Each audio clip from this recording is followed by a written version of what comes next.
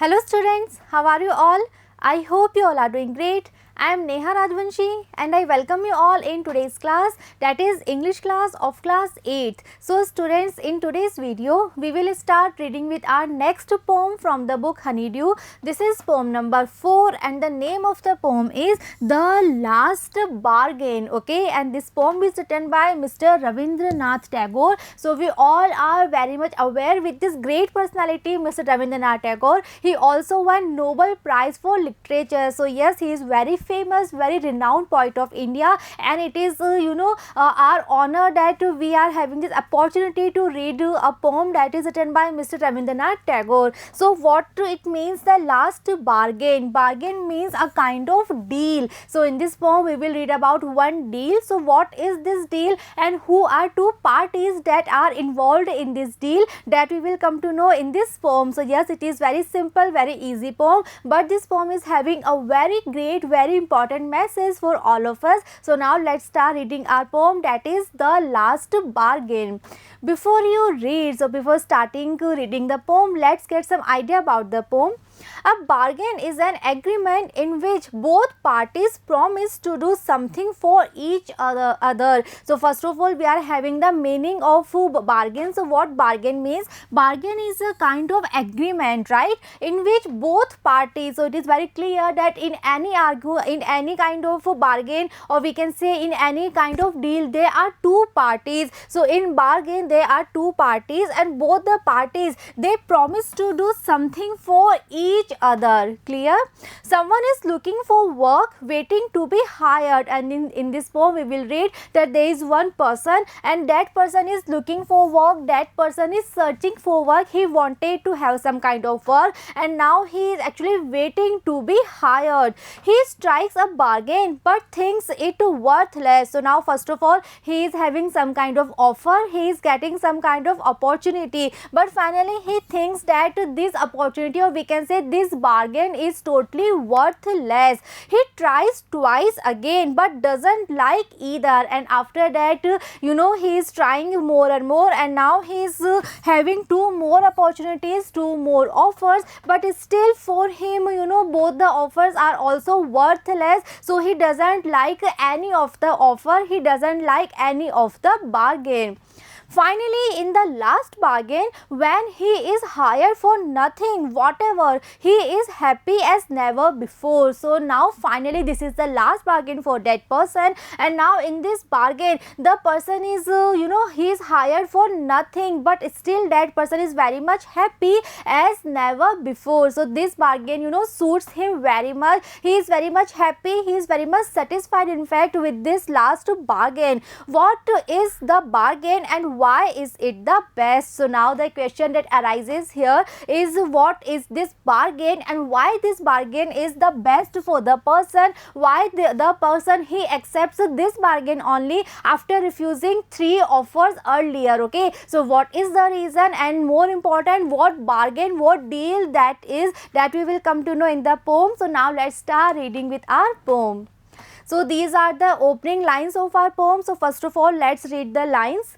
Come and hire me, I cried, while in the morning I was walking on the stone-paved road, sword in hand, the king came in his chariot. So these are the opening lines, and in these lines the poet is saying, come and hire me, I cried while in the morning. So I means we can say the poet, or we can say the narrator. Clear? So the narrator is saying that it was morning time, and in the morning he was crying. It means he was speaking very loudly, and what he was speaking, come and hire me. So what hire means? Hire means to give somebody a job. It means the narrator, he just wanted to earn some money, and for that he wanted to have some kind of work, some kind of job. So for that he was crying, he was speaking very loudly that come and give me some work, come and just hire me, just give me some work to do. I was walking walking on the stone paved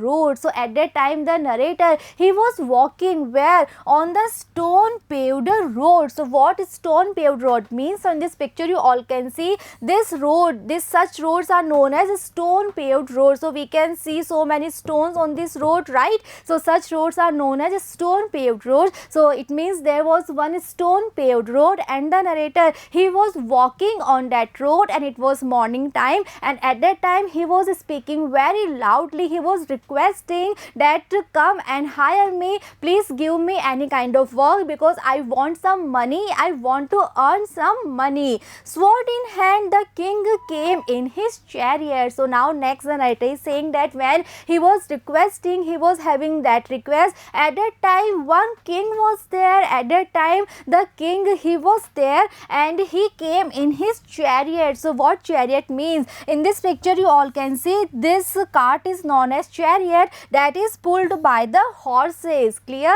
और generally जो king है वो इसी तरह की chariot use करते हैं. So one king was also there and that king was coming sitting in his chariot, and that king was having a sword in his hand. And this thing also very common because generally all the kings, they carry some or other weapons. So yes, this king was also coming in his chariot and he was holding one sword in his hand. Clear? Let's continue the next lines first. He held my hand and said, I will hire you with my power. But his power counted for naught and he went away in his chariot. Next the narrator is saying that when the king was there, he was coming in his chariot, he was sitting in his chariot and he was holding one sword in one of his hand. So next he means the king. So the king, he held his hand, okay, and then the king, he said that okay, I will hire you with my power. So the king, he was also aware with this thing that the narrator, he wanted to have some work, he wanted to earn some money. So now the king, he was having one offer for the narrator. And what was the offer? What was the deal? The king said that okay, I will give you some work, I will hire you, right? And in that I will give you what?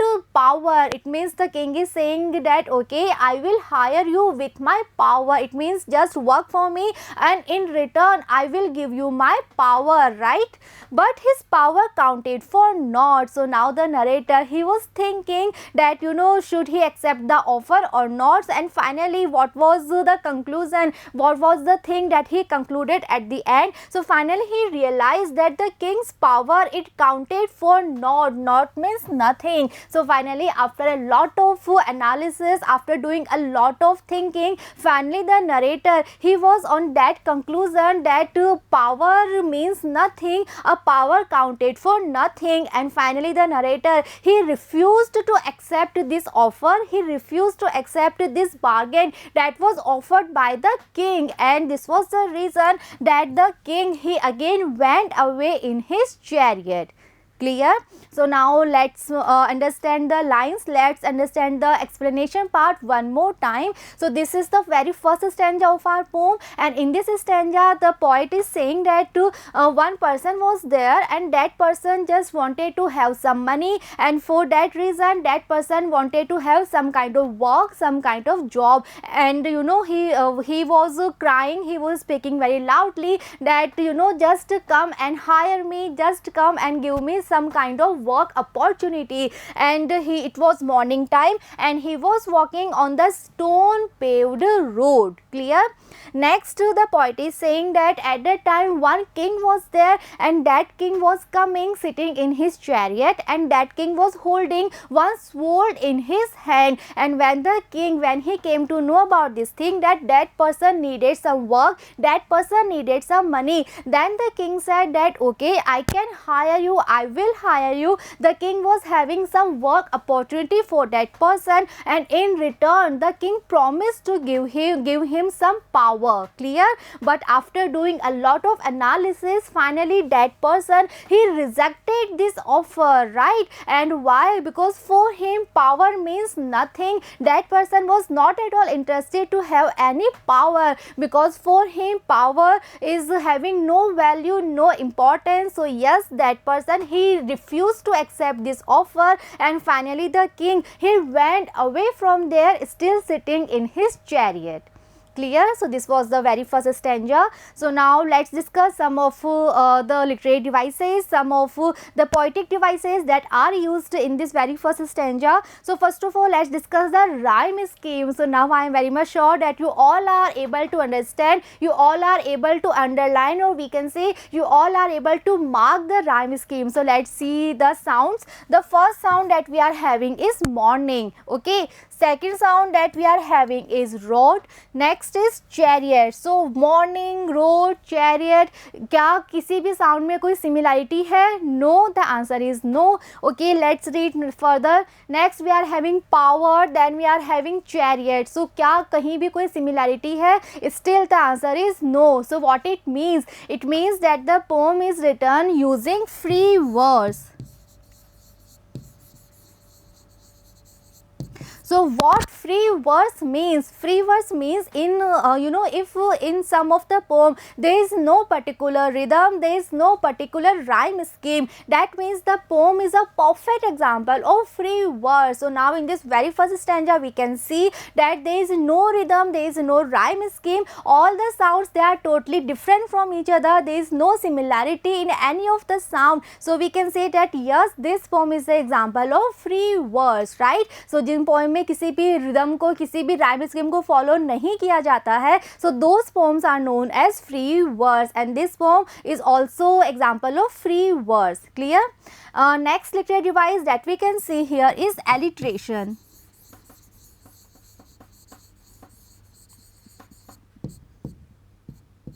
What alliteration means? Alliteration is a poetic device. It means repetition of the same consonant sound in the beginning of the words, right? We all know about alliteration. We have done this literary device so many times in so many poems. So now let's see some of the examples of alliteration in these lines. So let's see what we can see. Was walking. Was walking, we are having similar sound in the beginning of the words and it is consonant sound. So yes, this is an example of alliteration. Next we can see here king came, right? King came. Again this is the example of alliteration. So what alliteration means? One more time we can repeat. Alliteration is the repetition of the same consonant sounds in the beginning of the word. So we can have some of the examples of alliteration, right? Next literary device that we are having in these lines, and that device is again very much prominent, very much important in this poem, throughout the poem in fact, that is symbolism. So let's see, I am writing here.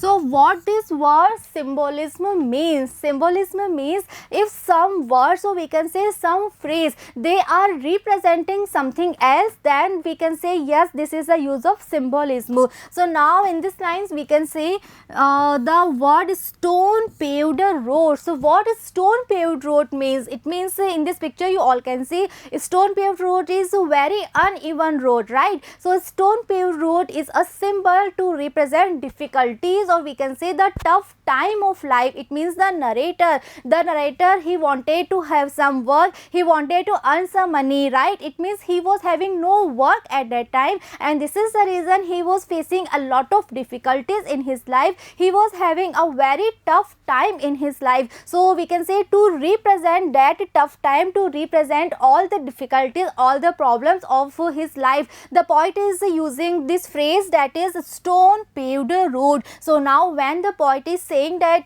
I was walking on the stone paved road, it means the narrator, he was facing a lot of difficulties, he was having so many problems, so many troubles, or we can say he was having a very tough time in his life. Clear? So these words that are stone paved road, they are used as a symbol and they are used to represent something else. And what is that? These words are used to represent the tough time, or we can say the difficulties, or we can say the problems that are there in the life of the narrator.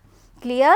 One more example of symbolism is there, that is sword in hand the king came. So here the word sword, it is the symbol of power. Okay, so now here we can say that again, sword in the hand the king came in his chariot. So now the king, the sword, the chariot, all these words are used to represent power, right? So here again this is an example of a symbolism. Clear? So these are the literary devices that we are having in our very first stanza, and I am very much sure that the explanation is also clear. It's a very simple, very easy lines. Next we are moving on. So again we are having second stanza. So first of all, let's read the lines. In the heat of the midday, the houses stood with shut doors. I wandered along the crooked lane. An old man came out with his bag of gold. And now the narrator is saying that in the previous stanza we have read that it was morning time when he met the king. And now the narrator is saying that it's still he was having no work. Still he wanted to have some work. So again, you know, he was having the same request. He was having the request that just come and hire me, and it was a midday. It means it was noon time, and obviously it was noon time, so there was the heat was there, right? Sun was there, sun was shining very brightly, so heat was there. And the narrator, he was wandering along the crooked lane. So what crooked means? Crooked means something that is not straight. It means in the picture you can see this is a road. So such kind of zigzag roads are known as crooked road. It means a road that is not at all straight, जो बहुत ज़्यादा twisted होती है, जिसमें बहुत सारे turns होते हैं. So such roads are known as crooked lane, crooked roads. So now it was noon time, and because of noon there was a lot of heat was there, and maybe because of that reason all the houses, they were having shut doors. It means all the people, they were inside the house, and all the doors of the houses, they was shut. And the narrator, he was wandering, he was walking, still he was walking, and now he was walking where? Along the crooked lane, along the twisted lane. An old man came out with his bag of gold, and still the narrator, he was having the same request. Still he was having the, you know, the request to have some kind of work, because yes, he just wanted to earn some money. So at that time, now an old man was there. So one old man was there, that old man, he came out, and now he was having a bag of gold. So one old man came out, and he was holding a bag, and that bag was full of gold. Clear? Let's read further. He pondered and said, I will hire you with my money. He weighed his coins one by one, but I turned away. Okay, so now he means the old man that was there. So that old man pondered. Pondered means thought. So now that old man, he thought for some time, and then he said, okay, I will hire you with my money. So now again the narrator, he was having some offer, he was having some bargain, some deal. And now what was this deal? One old man was there, and he was having this offer, he was having this deal, he was having this opportunity for the narrator. He was ready to hire the narrator, and in return the old man, he will give him some money. Clear? And he weighted his coins one by one, and now he was having a bag full of gold. He was having a bag full of gold coins. So now he was weighting his coins one by one. He was showing his coins one by one to the narrator, but the narrator, still he turned away. It means the narrator, he was not in the mood to accept this offer, because ये offer भी narrator को बिल्कुल भी tempting नहीं लग रहा था. Still he was thinking that this offer, this bargain doesn't suit him. So now one more time the narrator, he refused to accept this offer, he refused to accept the gold, he refused to accept the money, and he turned away. Clear? So this was the second bargain, this was the second offer, or we can say this was the second opportunity that the narrator, he was having. Clear? So now let's read one more time these lines. So now the narrator is saying that it was noon time, and in the noon time it was you know, there was a lot of heat was there, because sun was shining very brightly, and because of that reason all the people, they were inside the houses, they were resting, and the doors of all the houses, they were shut. Clear?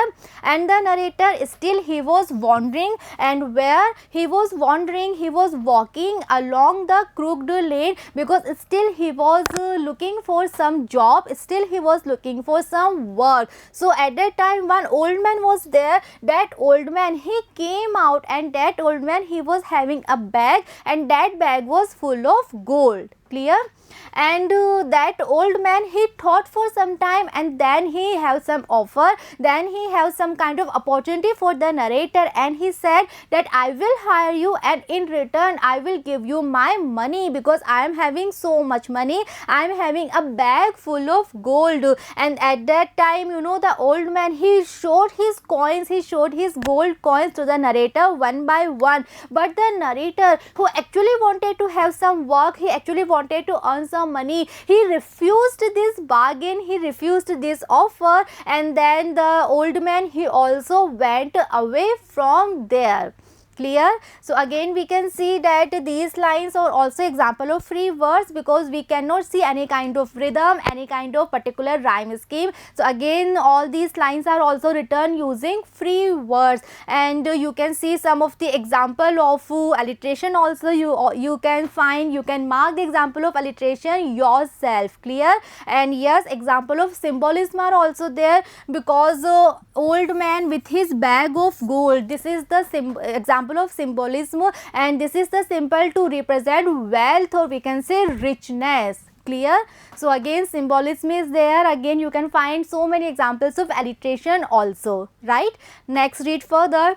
It was evening, the garden hedge was all aflower. Now first of all it was morning time when the narrator he found one king, and then it was noon time when old man was there, and we all know that the king he was having the offer of power, and the old man he was having the offer of money. But the narrator he refused both the offer, he refused both the opportunity, because दोनों ही opportunity जो थी वो narrator को suit नहीं करती हैं. He doesn't like both the opportunities, and this was the reason he just refused. And now it was finally evening time. The garden hedge was all aflower. So what hedge means? Hedge means a fence. It means one garden was there, और जो garden की जो boundary होती है, जो fence होती है, it was all aflower. So in this picture we all can see, suppose this is the fence. So जो garden की fence थी, that was full of so many flowers. It means it was very beautiful garden. So much greenery was there. So many flowers were there. In fact, the hens, or we can say the fence, it was full of so many flowers, just like this picture that we can see in this picture, right? So yes, it was evening time, and the narrator still he was looking for some work, still he was looking for some job, and now he came across a garden. One garden was there, and the garden hedge, or we can say the garden fence, it was full of so many flowers. The fair maid came out and said, I will hire you with a smile. And now when the narrator, when he was there near the garden, so he saw that one fair maid was there. Maid means a woman who was there to take care of the garden, and that woman, she was very fair, very beautiful. So such woman was there. She came out and she said, I will hire you with a smile. So now this woman, she was also having one opportunity, one offer, or we can say one deal for the narrator, and he said that okay, if you want to have some work, then I will give you some work, I will hire you, and with a smile. So here again smile is a symbol, it is the use of symbolism, and smile used to represent beauty. So now that woman, she was very beautiful, she was very fair. So that woman said that I can give you some work, I can hire you, and in return I can give you my beauty. Her smile paled and melted into tears, and she went back alone into the dark. So when that woman, when she was having this offer, and when she said that okay, I will hire you, and in return I can give you my beauty, so at that time her smile paled. So she said that I will hire you with my smile, right? So at that time her smile paled, her smile faded away and melted into tears. It means, what it means, is, it means that beauty is a very temporary thing. Beauty चाहे किसी की भी हो, that is not at all permanent. So that woman, she wanted to hire the narrator in return of her beauty, but now the narrator, he was aware with this thing that beauty is something very temporary thing. Beauty is not at all permanent. It means yes, at that time that woman, she was very fair, she was very beautiful, but the narrator, he knew this thing that beauty is very temporary thing. So at that time her smile paled, her smile faded away, her smile shaded and melted into tears, and finally that woman again, she went back alone. Why she was alone? Because one more time the narrator, he refused this offer, he refused to work for the woman. So now again he went back alone into the dark. Clear? So now this was the third work opportunity for the narrator, and this work opportunity was given by the woman, given by one caretaker of the garden. She was very fair, she was very beautiful, she was having a very pretty smile on her face, and this was the reason she was having this offer that she can hire the narrator in return of her beauty. But the narrator is very much aware with this thing that beauty is not at all permanent, it is a very temporary phenomenon. This was the reason that the narrator again, he refused to accept this offer, and because of that the woman one more time, he went back all alone into the darkness, right? So this is the third stanza, and again we can see some of the example of alliteration in these lines also, and again we can see that yes, this poem is written in free verse because there is no particular rhyme, and again we can see that this is the example of symbolism. Smile is used to represent beauty. Clear? So now till now we have read that the narrator, he was having three offers. First of all, one king was there and he was having the offer of power. He was able to give narrator some power, but the narrator, he realized that power means nothing. Second, one old man was there and that old man was able to give some money, some wealth, some richness to the narrator, but still the narrator, he was not at all interested in richness. This is the reason that he refused to accept the offer, and now finally the narrator, he was having this offer of from that woman who was very pretty, very fair, very beautiful, with a very pretty smile, that she can hire the narrator in return of her beauty, but still the narrator, he refused to accept the offer because he knew very well that beauty is not at all permanent, right? Next, moving ahead. The sun glistened on the sand and the sea waves broke waywardly. A child sat playing with shells. He raised his head and seemed to know me and said, I hire you with nothing. So this is the very last stanza of the poem, and now in this stanza the poet is saying that now the sun, it glistened on the sand. So what glisten means? Glisten means to shine with brightness. So now finally the sun, it was shining very brightly on the sand, and the sea waves broke waywardly. Waywardly means willfully. It means the narrator, he is near some sea area, he is near some kind of seashore, okay, and now the sun was shining very brightly on the sand that was near the seashore, and the sea waves, they were having, waywardly means they were moving willfully, they were moving forcefully, and the narrator saw that one child was there, one child was sitting there and he was playing with shells. So what shells means? In this picture you all can see these are she shells, right? हम सबने भी देखी हैं, and here in this picture we can see this is the child and he is the narrator who is looking for some kind of work, who is looking for some kind of job, and behind we can see this is the sea, right? So finally the narrator, he came one of the seashore, he came on one of the beach, and on that beach one child was there, he was sitting and he was playing with she shells. He raised his head, and at that time when the narrator was also there near the child, so the child, he means the child, he raised his head and seemed to know me and said. So when the child, when he raised his head, and when the child, when he saw the narrator, so the narrator realized, he was having this kind of feeling that maybe the child, he know him already, and the child, he said that okay, I will hire you with nothing. So finally that child, he was having one job opportunity, he was having some deal, some bargain for the narrator, and he said that I can hire you, I can give you some kind of work, but in return I am not able to give you anything. So now this is very strange bargain, because now this child is saying that I can hire you, but in return don't expect anything, in return I am not able to give you anything. So yes, this is very strange bargain, because earlier also we have read that bargain is a deal when there are two parties and both the parties, they are ready to do something for each other. But now in this bargain, the child is saying that I will give you some work, I can hire you, but in return I won't give you anything, right? So this is only one-sided bargain. He is giving work opportunity, but he won't to pay anything to the narrator. So let's see now what is the response of the narrator.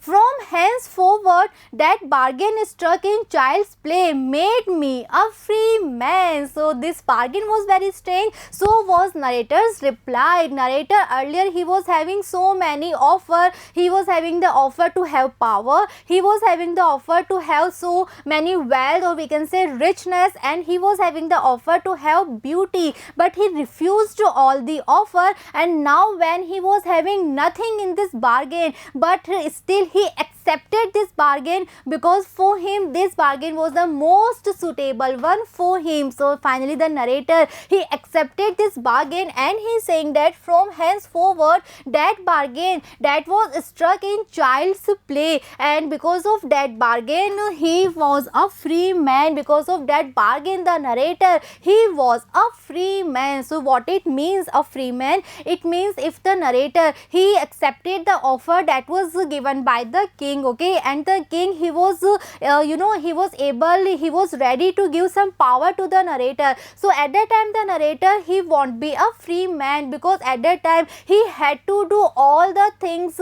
that were asked by the king. Clear? Similarly, if he had accepted the offer given by the old man, and in return the old man, he was ready to give all the wealth, or we can say so many coins to the narrator, again the narrator, he won't be a free man, because then also he had to do all kind of work that are asked by the old man, right? And again, if the narrator, he had accepted the offer that was given by the beautiful lady, beautiful woman, then also the narrator, he won't be a free man, because at that time also he had to perform all the work, all the things that are ordered by the old woman, right? But now in this bargain, one child is there and he is giving nothing to the narrator. It means the narrator, he will be a free man. He can do the work according to his will, according to his desire, because he is not bound to anything. He is not having any kind of restrictions on him. So now he will be a free man. And for the narrator, freedom is something that is having